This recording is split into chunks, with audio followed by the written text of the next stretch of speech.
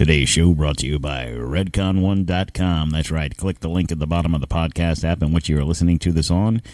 Check them out. Use promo code T20Quartermiss. That's right. redcon1.com.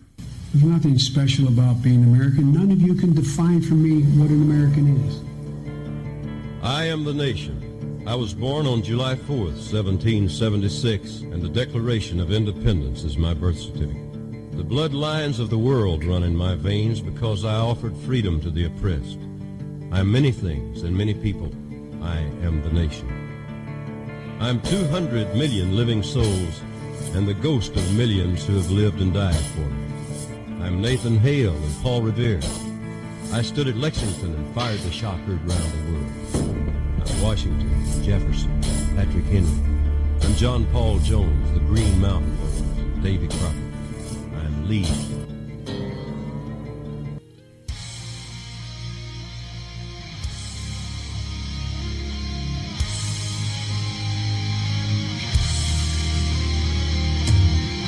Coming to you from the DTOM Studios in the free state of Florida, sponsored by Maker's Mark Bourbon, this is Don't Tread on Merica.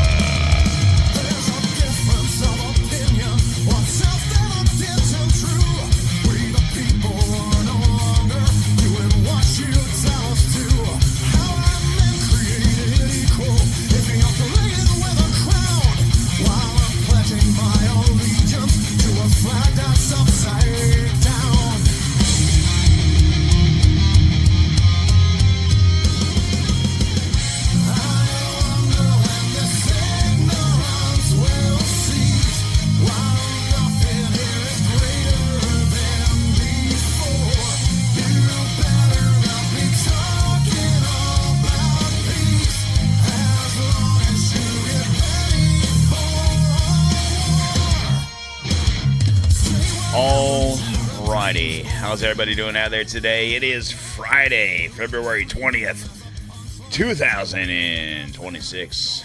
Sorry for the hiatus, guys. Once again, had a medical situation. Yeah, I cracked a tooth. Cracked that bitch right in half.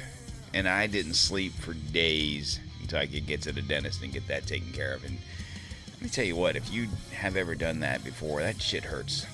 It was a molar. Anyway, I'm back.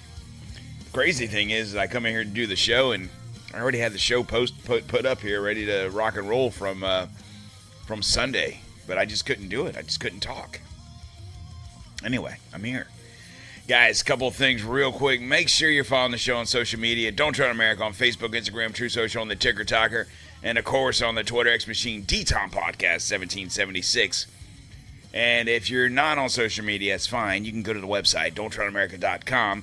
Don't forget to follow the show on Rumble, DontTreadonMericaTV. You can see the inner workings of the DTOM Studios in this pretty face and my collection of hats. And if you're not on social media, that's fine. I understand. You can get on Rumble. You can subscribe. It doesn't cost you anything. Follow the show. If you have any questions or concerns, anything you want to run past me, any ideas you have, any thoughts you have, you can hit me up, DonQ at DontTreadonMerica.com. And you know how we do. We're going to crank it up with a little bit of damn Yankees on this Friday afternoon. Friday drive time. It's mostly sunny here in Florida. 85 degrees. Not rubbing it in. Okay, I'm rubbing it in. But it's going to be cold this weekend. It's supposed to be in the 50s. Guys, I got a good show for you today. It's probably going to get me in trouble. But you know what? That's what we live here for.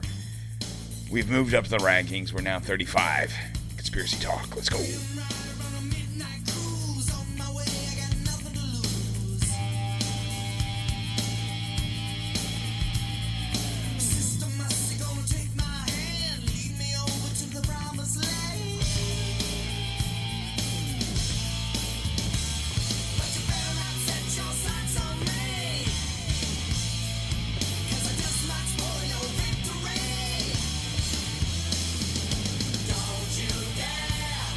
Tread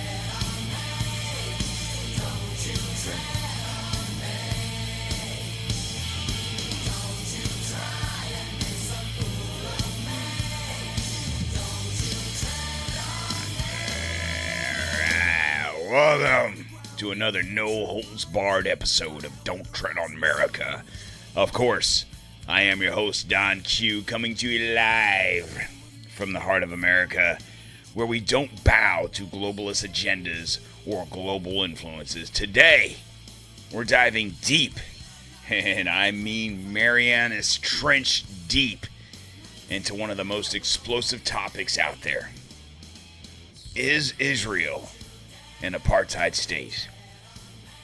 We're talking all the conspiracy theories swirling around this, the real world fallout that's shaking geopolitics, and that wild story about Tucker Carlson and his crew getting held at the Israeli airport just the other day. So buckle up, guys, because this one's going to be a good one. We're going to drop some truth bombs. We're going to have a couple of audio clips, some articles to break down to arm you against the mainstream narrative. And if you're new here, we don't sugarcoat, guys. We question everything from Big Brother to Big Zion. So we're going to kick it off with the basics after our guitar solo. It's what we do around here, guys. Make sure you're following the show on social media. Make sure whatever podcast app you're listening to this on, you're following the show. You subscribe, whatever that button is. We'll be back in just a second.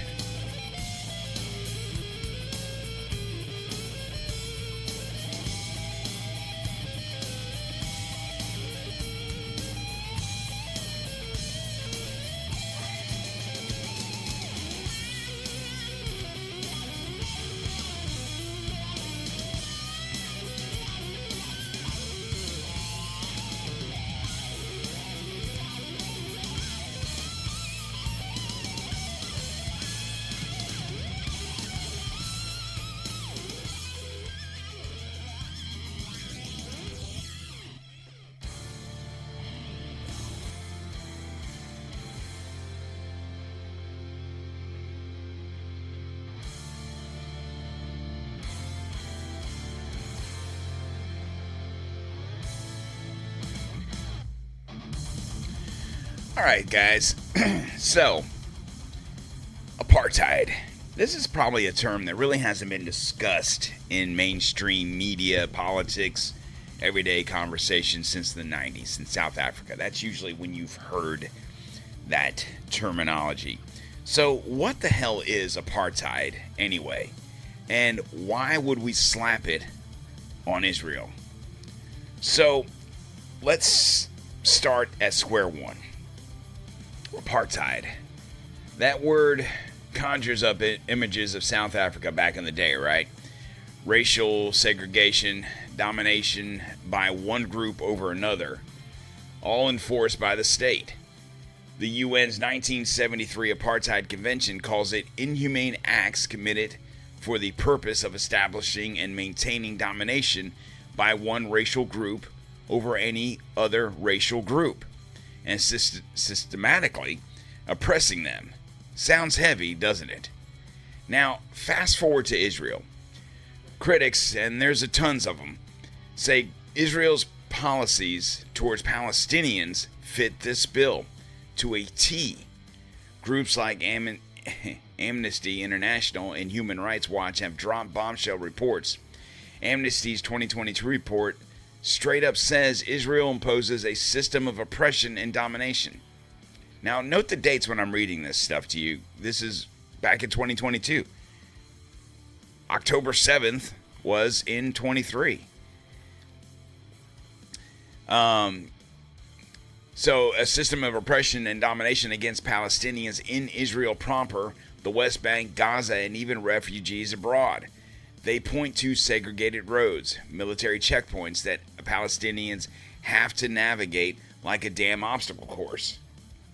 Jewish settlements gobbling up Palestinian lands. And laws like the 2018 nation-state law that prioritizes Jewish self-determination. Human Rights Watch in 21 echoed that, calling it a threshold crossed into apartheid territory. But, let's hold up here for a second. Israel's defenders fire back hard. The government says this is all about security, not race.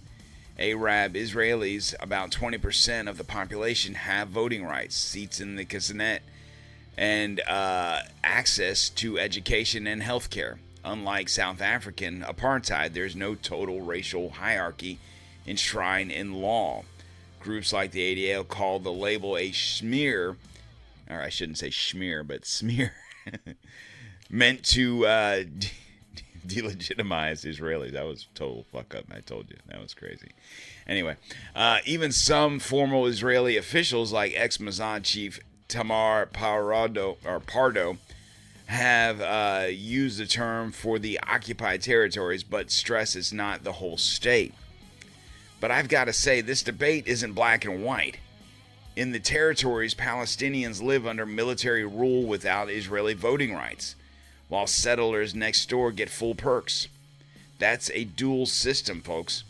But is it apartheid or just a messy occupation?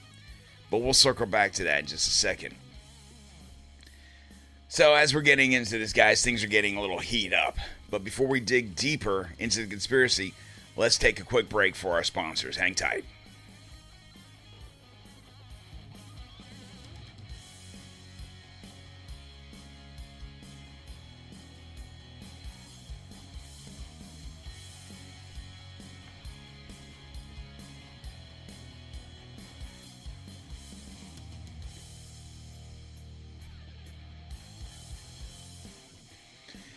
All right, folks, when you're out there fighting the good fight, you need something to keep you sharp without the smoke. That's where Alp nicotine pouches come in. Clean, discreet, and American-made. Pop one in, feel the buzz, and stay focused. Go to outpouch.com/DTOM. Get you 20% off your first order, guys. That's outpouch.com/DTOM. Don't tread on your freedom. Grab some Alp today. We'll be right back after a brief whiskey break. Hang tight. Cheers.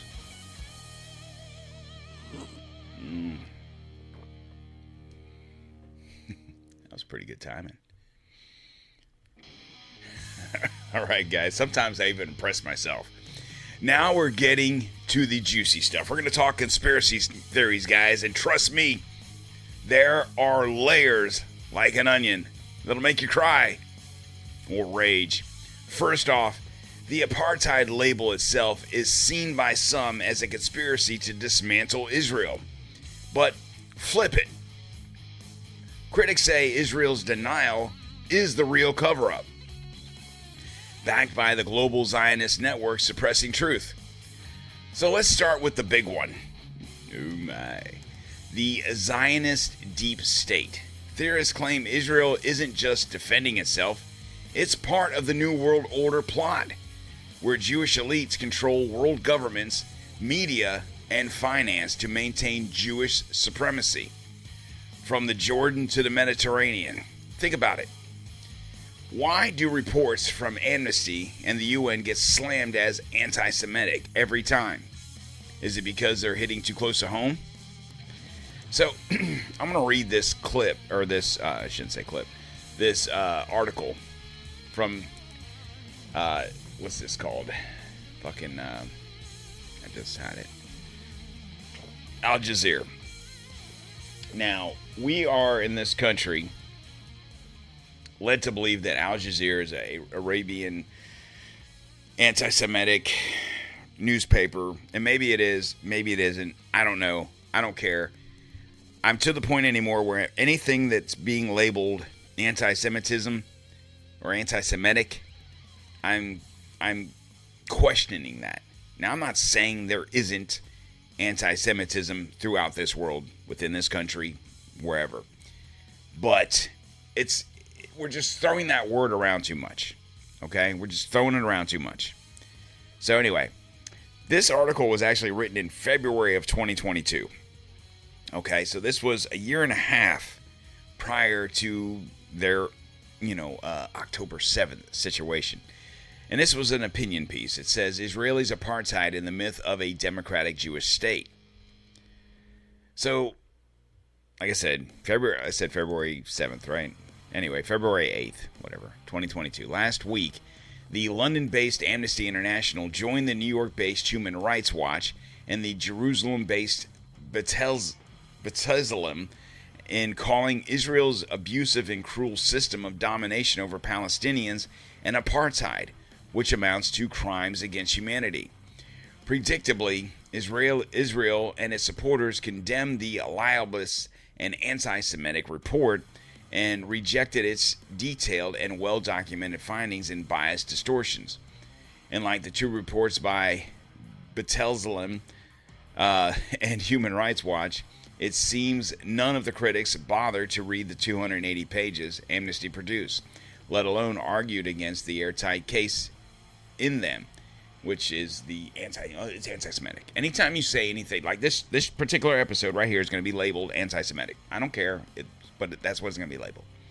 This trifecta of Israeli, American, and British domination will prove an extremely important breakthrough for Palestinian human rights in terms of its timing, precedence, scope, legality,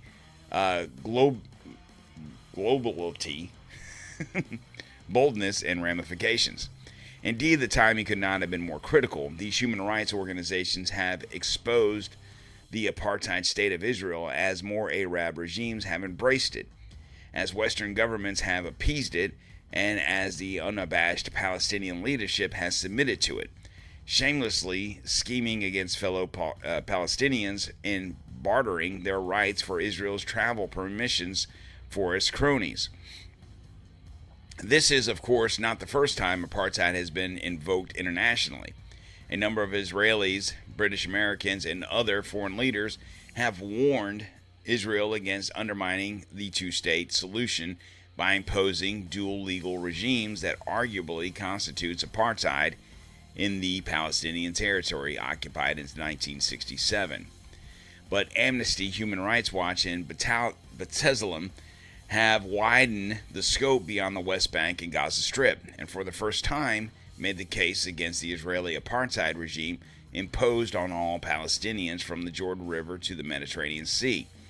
Instead of looking at Palestinians as separate communities experiencing different sets of circumstances, as the U.S. Department of State's country report on human rights practices does to muddy the waters, the three organizations document the totality of the Israeli policies and their implications for all Palestinians. In other words, the problem goes well beyond the occupation of 1967 to the Israeli dispossession of the Palestinians in 1948. And so I believe must the solution. I believe must the solution. I don't know. It's a typo. The Israeli organization B'Tselem has emerged as a torchbearer that inspired and encouraged its American and British counterparts to follow suit. The title of his report will prove a game changer in the way the world sees Israeli Zionism, a regime of Jewish supremacy from the Jordan River to the Mediterranean Sea. This is apartheid. No wonder the Israeli government is so furious.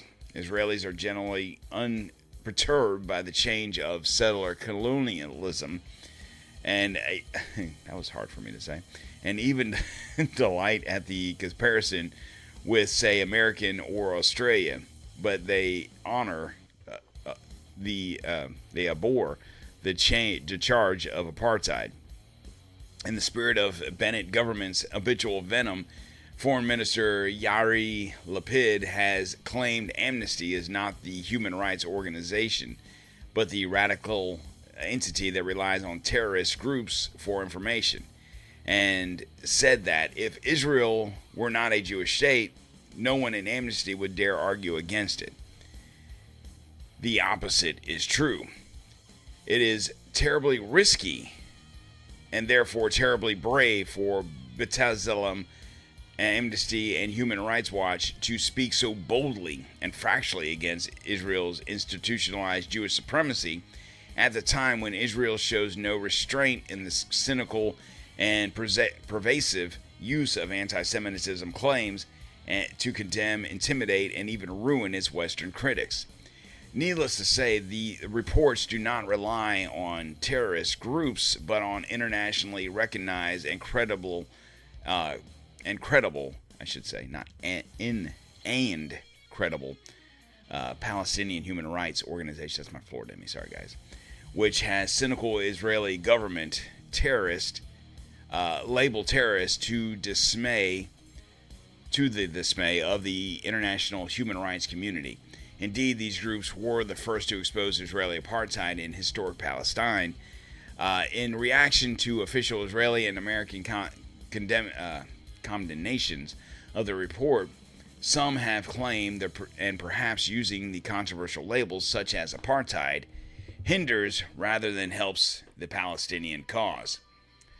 But Amnesty has not applied a political label like, say, the Great Satan, which Tehran used to refer to America, or as the axis of evil, which Washington refers to Iran. It also avoided the pitfalls of drawing apologies, refraining from resting its case on comparing Israel's apartheid to one in South Africa. Instead, it has diligently used the word apartheid as an international legal term that dates back to 1965 and is enshrined in the International Convention on Elimination of Racial Discrimination, which the U.S. and Israel have signed along with more than 170 other countries. For Amnesty, apartheid is not a political label. It is a legal conclusion of its own exhausted analysis of the evidence against Israel's institutionalized system of oppression and domination over the Palestinians, which has deprived them of their economic and social rights for decades. As Paul O'Brien, the director of Amnesty USA, has argued, his organization agrees with the Biden administration that Israelis and Palestinians should enjoy equal measures of freedom, security, prosperity, and democracy. And asserts to get there, the system of oppression that exists now must be dismantled. How to get there without calling it what it is? Apartheid. Alas, U.S. and Western governments have thus far lacked the political foresight and moral courage to call a spade, let alone act against Israeli apartheid and his historical Palestine, as they did against apartheid in South Africa. It took almost 4 decades for the U.S. Congress to enact a comprehensive anti-apartheid act in 1986. Pardon me, guys, it's almost bedtime. And even then, President Ronald Reagan procrastinated in its implementation after the veto was overridden. However, once fully projected, U.S. and wider Western pressures was decisive in dismantling apartheid in South Africa in the early 1990s.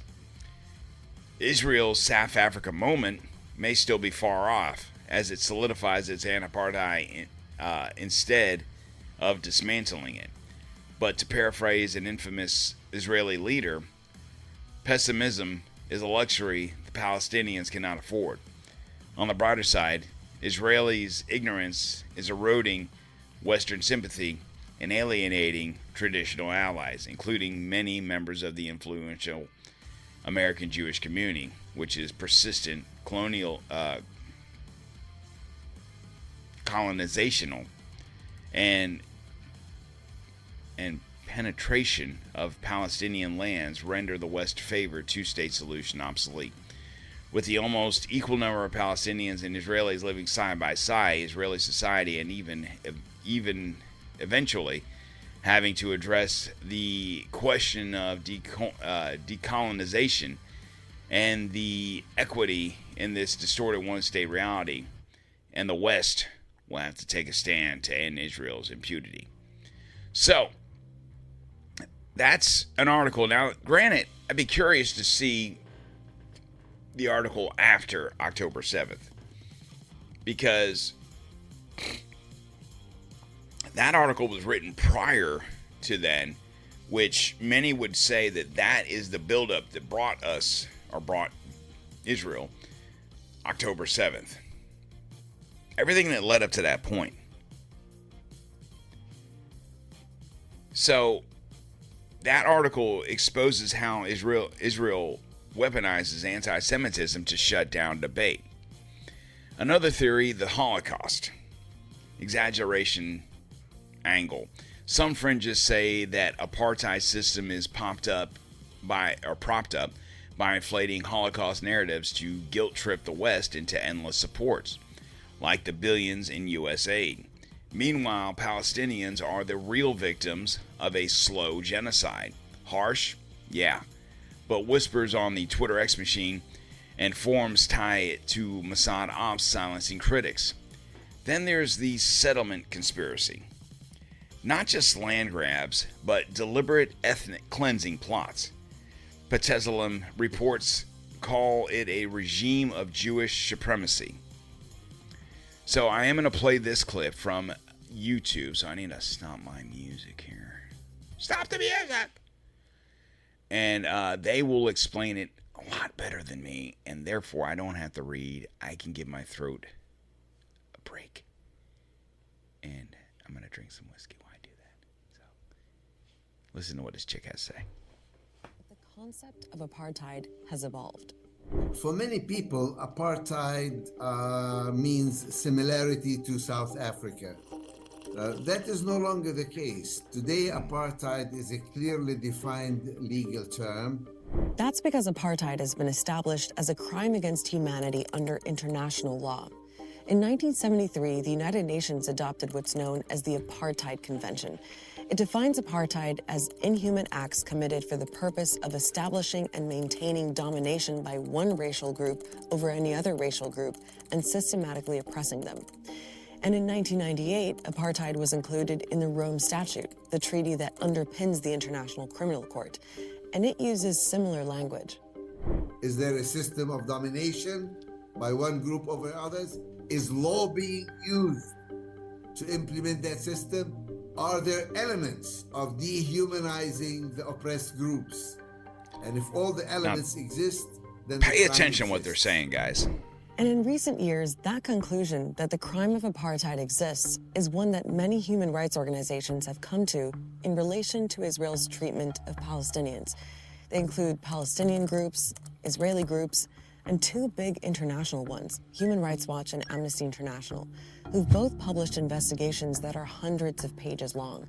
The core accusation is that the Israeli government maintains a system of oppression and domination that prioritizes Israeli Jews over Palestinians.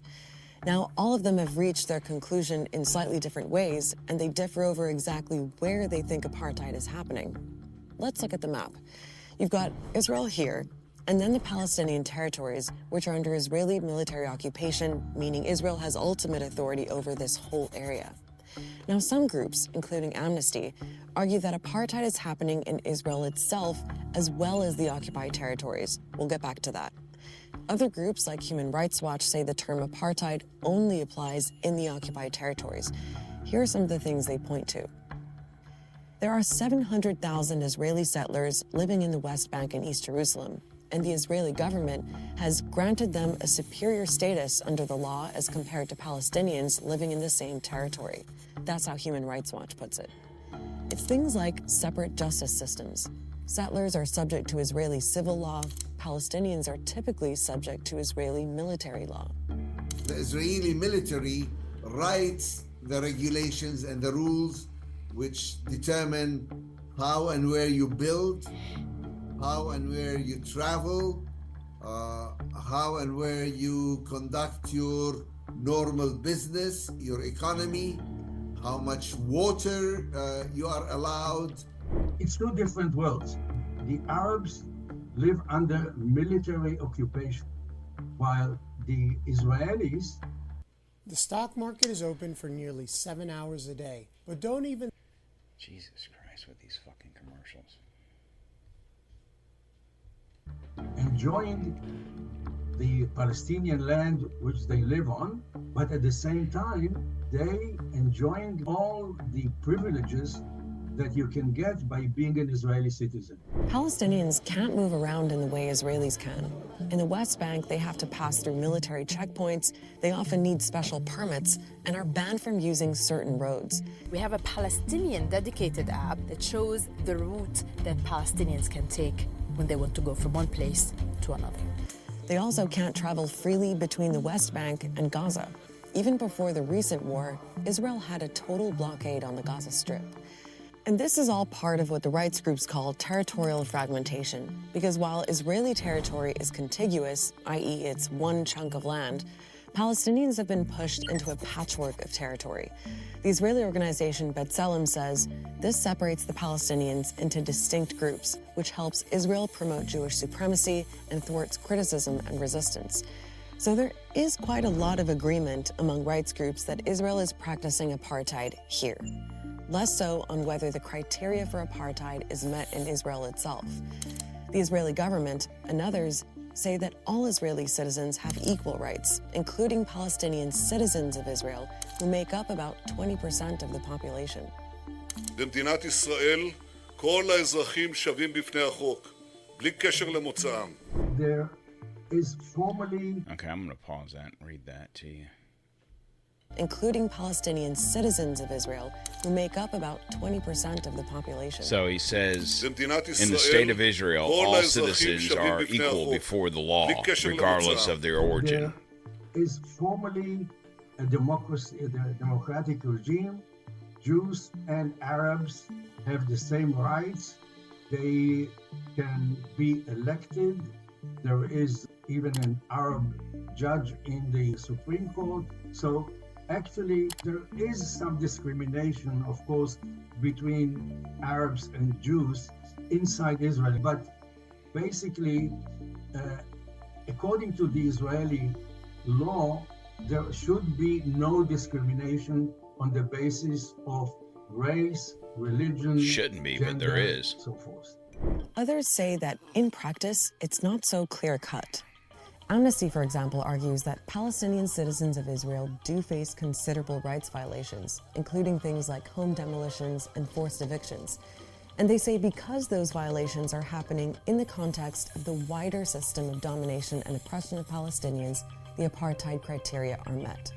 People began to say, well, this system of apartheid doesn't only exist in the West Bank for settlers versus Arabs, but it's really part and parcel of the entire system of Israel in all the areas under its control, even though it is applied in different ways. Now, the Israeli government has called groups like Amnesty delusional for making the accusation of apartheid and say they're fueling anti-Semitism. Israel isn't perfect, but we are a democracy committed to international law, open to criticism. I hate to use the argument that if Israel wasn't a Jewish state, no one at Amnesty would dare make such a claim against it. But in this case, there's simply no other explanation. Criticizing the government for practicing apartheid is becoming not politically correct in Israel. You will not find it in the mainstream media. Even in the academia, professors are very careful about using apartheid, but asking the question, is Israel apartheid, is more legitimate, yes. Outside of Israel, especially in the context of what's happening in Gaza, that question is getting more and more attention. For example, some people are drawing parallels between the pro-Palestine movement and the campaigns to isolate South Africa during its apartheid era. South Africa's government itself is making a link. It referred to apartheid at the UN's highest court, where it's bringing a case against Israel for another international crime, genocide, which Israel also denies. We as South Africans sense, see, hear, and feel to our core the inhumane discriminatory policies and practices of the Israeli regime as an even more extreme form of the apartheid that was institutionalized against black people in my country.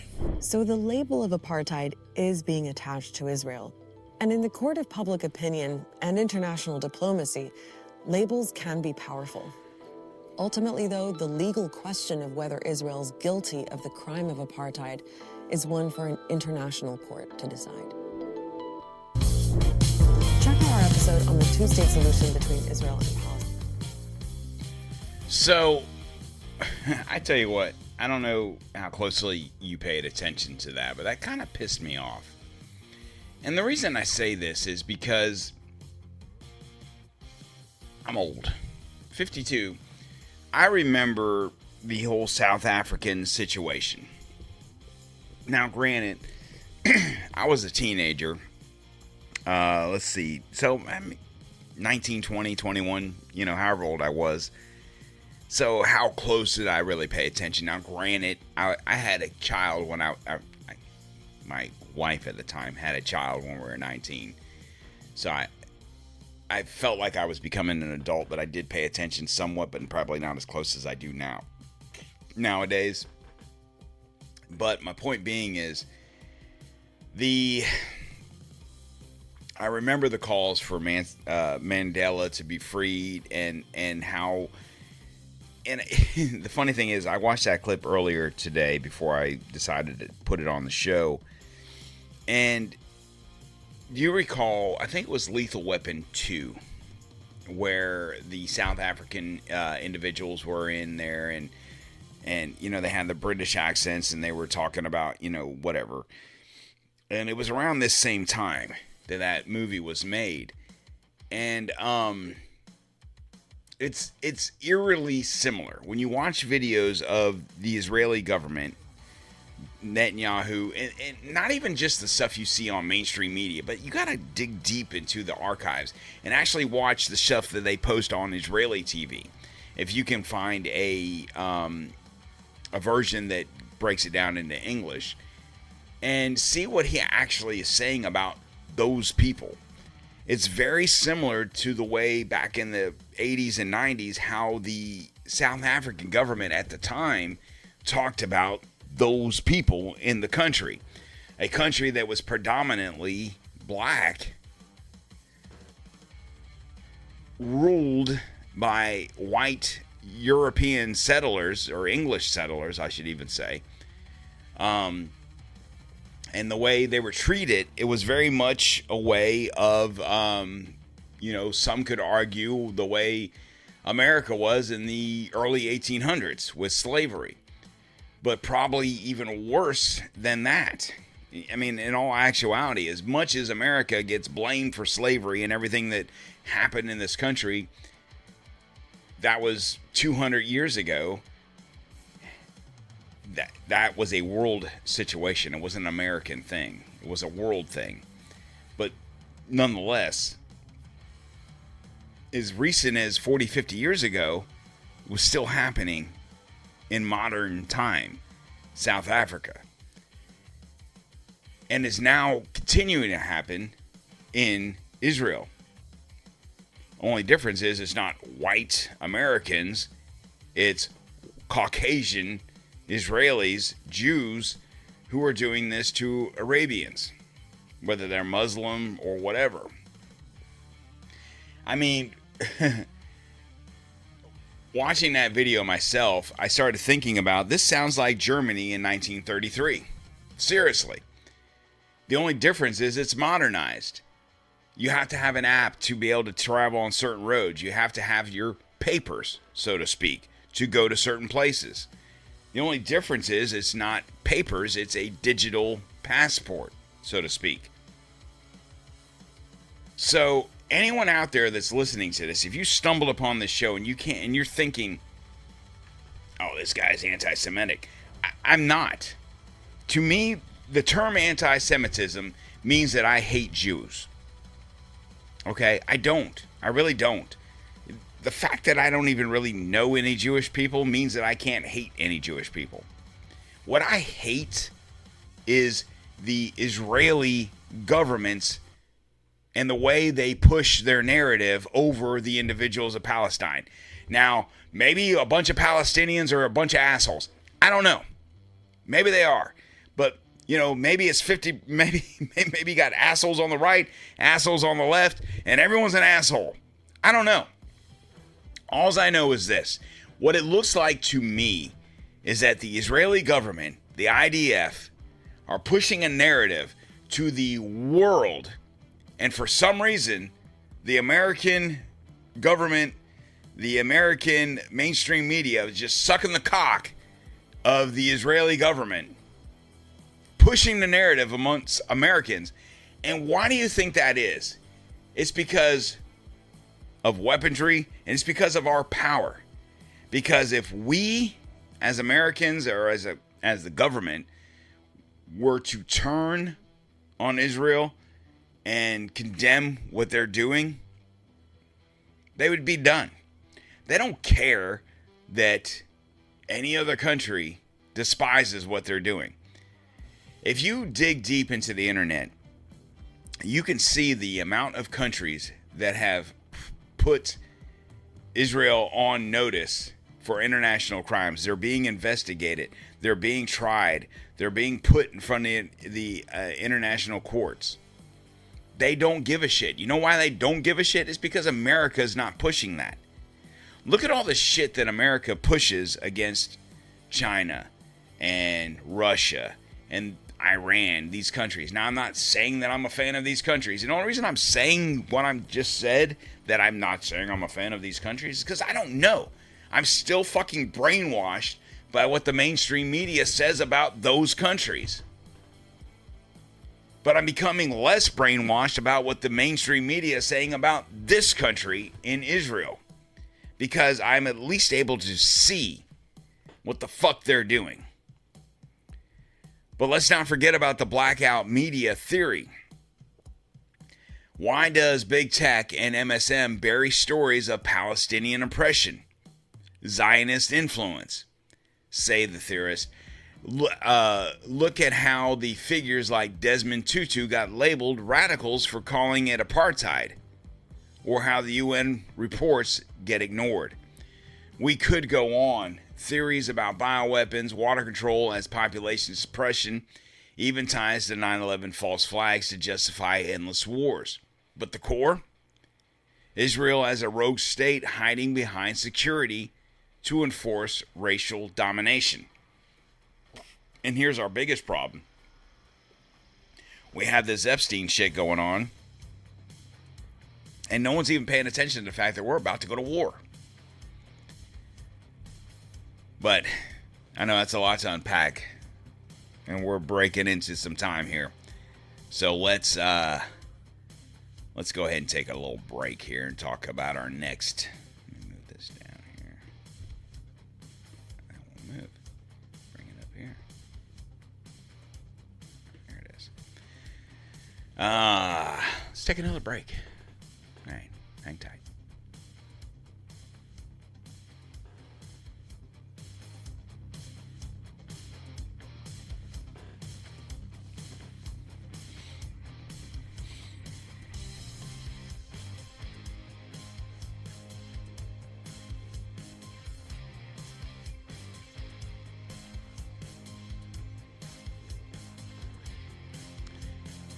All right, guys, in a world where Big Brother's watching your every search, especially on topics like this, protect yourself with NordVPN.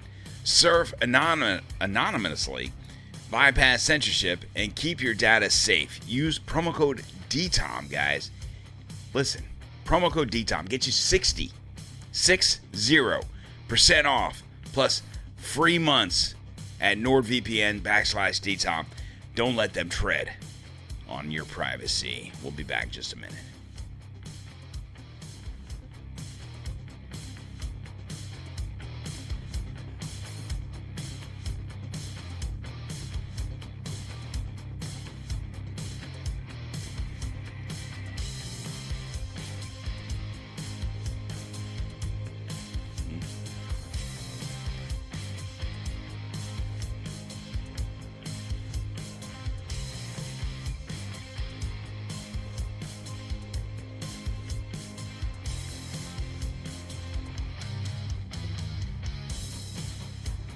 All right, guys.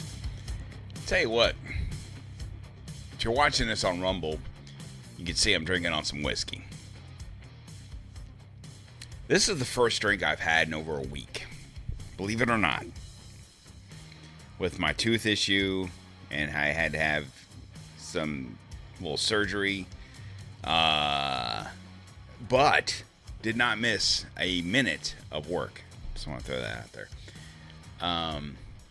It's amazing how when you don't drink whiskey every day or every other day or every other minute, how a half a glass, I don't know, maybe an ounce and a half of whiskey is kind of fucked me up. Anyway, let's talk brass tacks.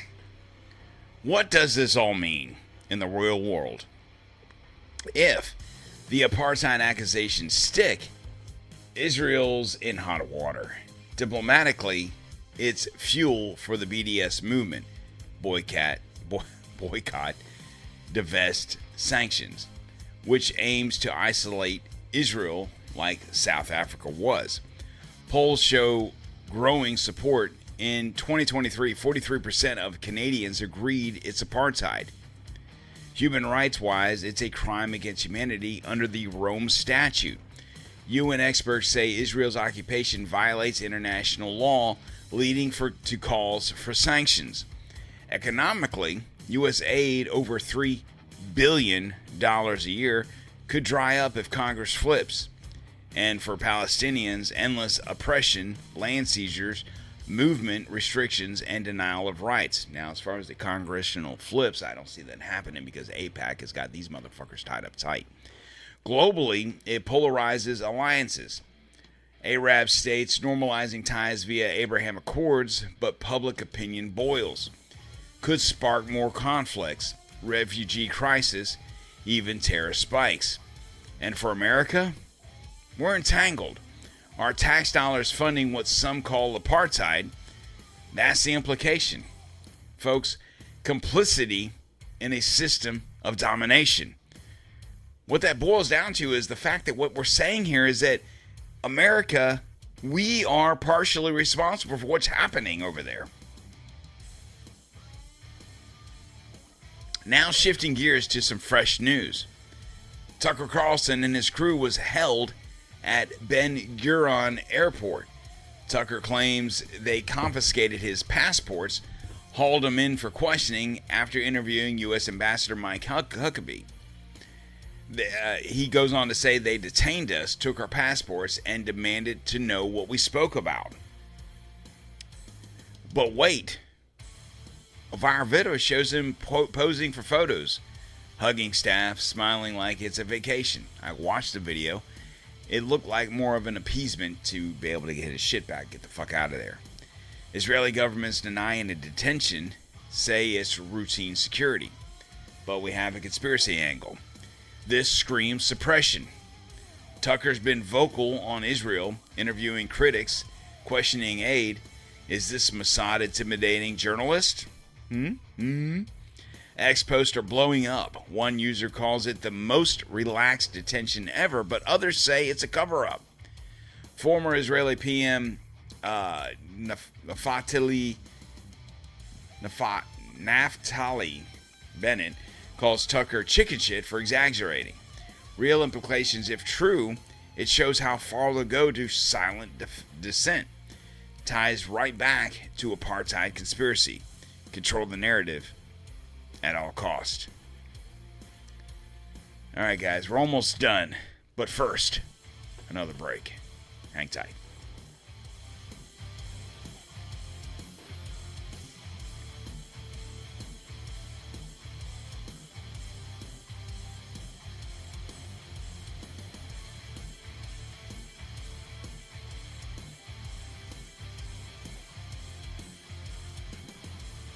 That's right, baseball season starting, guys. Spring training starting. Cubs against the White Sox. I am a Cubs fan. I'm also a Tampa Bay Rays fan by proxy. I grew up in Chicago as a young lad. We moved down here when I was, 9, 8, 9, somewhere around there.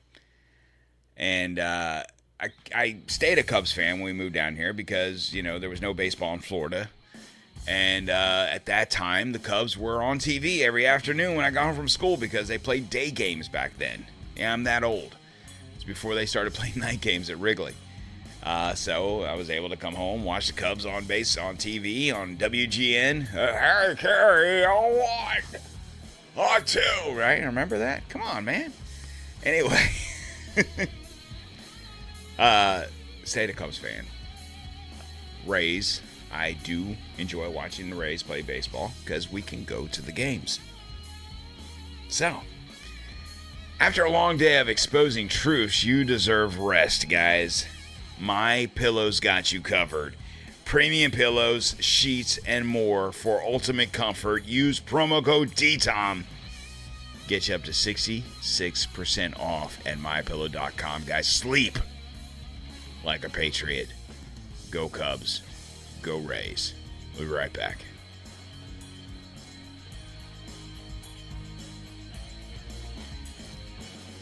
You know, some of you guys might be thinking, if you're loyal to one team, you should be one team. You know what? The way I look at it is this.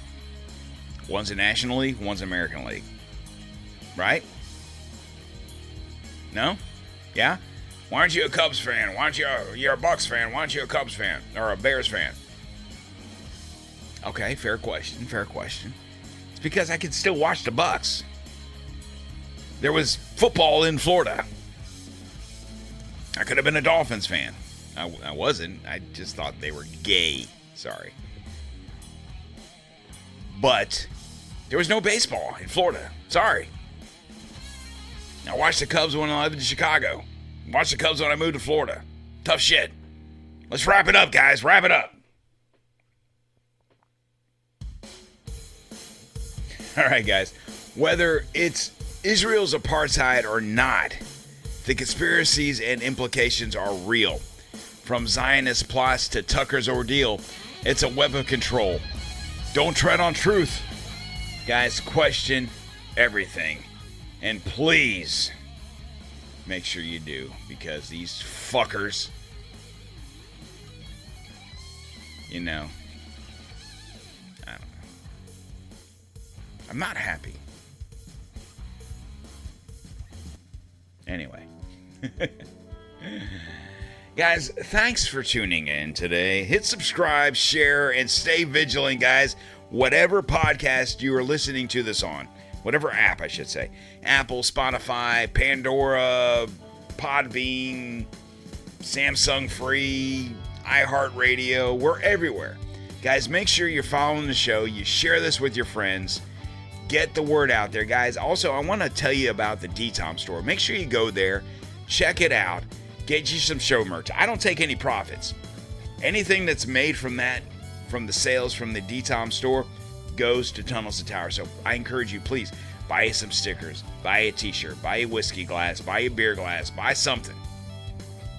Okay? I don't take any profits from it. I don't care about the money. It's about getting the word out there. Make sure you follow the show on social media. Don't Tread on America on Facebook, Instagram, True Social, and the Ticker Talker. And, of course, on the Twitter X Machine, DTOM Podcast 1776. And the website is DontTreadonMerica.com. And, of course, like I said before, if you have any questions, concerns, any ideas, anything you want me to bring up or investigate, please hit me up. DonQ at DontTreadonMerica.com. Other than that, guys, you have a great day. And I will talk to you again on Sunday. I promise I will be here on Sunday. Peace.